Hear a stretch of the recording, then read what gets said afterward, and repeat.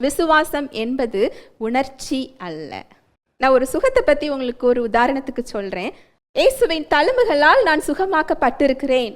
நோய் தேவனிடத்திலிருந்து வரல, நான் சுகம் பெறுகிறது தான் அவருடைய சித்தம் அப்படின்னு தெரிந்திருந்தாலும் நீங்கள் சுகம் ஆயிட்டீங்களான்னு கேட்டால் இல்லை, வலிக்குது, எப்படியாவது நான் அதில் என்ன செஞ்சிருவேன், பார்த்துருவேன் அப்படின்னா எதுக்காக அவங்க அங்கே காத்துக்கிட்டு இருக்கிறாங்க?